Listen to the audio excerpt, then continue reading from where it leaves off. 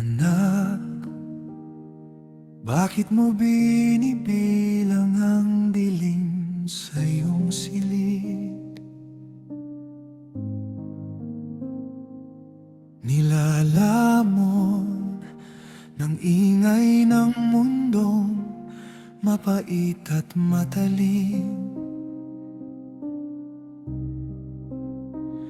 Nakakulong ka sa mga yugtong lumipas na, habang ang kasalukuyan sa'yo'y tila ligaw na daan. Naririnig ko ang iyong pagsamo, Panginoon, alisin ang sakit. Ngunit paano kita palalayain sa iyong isip?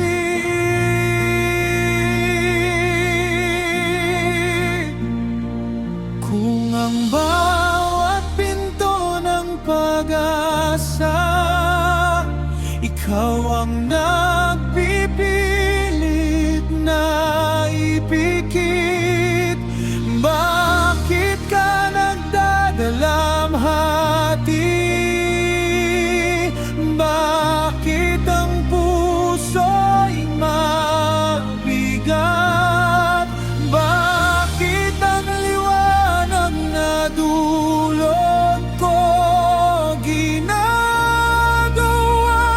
mong sugat? Hindi ka bihag ng panahon o ng kahapong nawala. Ang nakaraan ay aklat lamang, hindi ito iyong tahanan.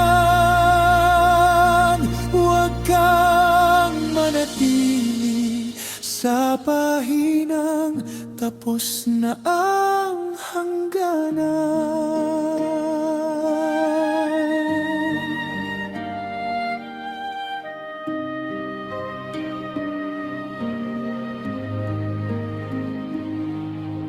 Anak, akala mo ba ang halaga mo ay nasusukat sa gawa? Sa mga napatunayan mo na o sa laki ng iyong kinikita?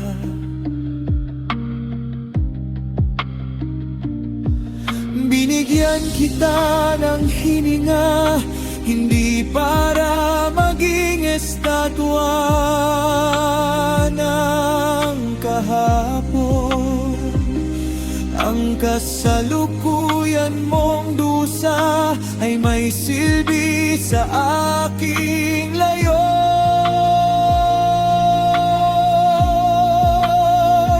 Upang makita mo ang aking mukha sa gitna ng unos at taluyong. Hindi mo kailangang kalimutan, kundi tanggapin ng katotohanan. Ang bawat sakit at hapdi ay bahagi lang aking paghubog. Huwag mong hanapin ang sarili sa kahapong sa'yo'y naglubog.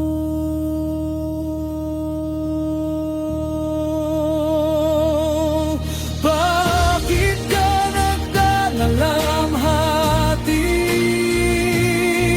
Bakit ang puso'y mabigat? Bakit ang liwanag na dulot ko ginagawa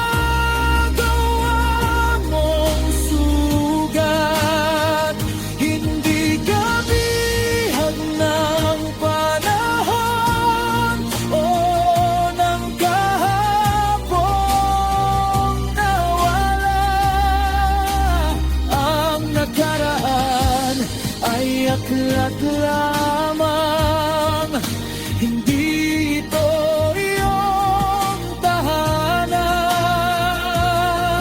Huwag kang manatili sa pahinang tapos na ang hangganan.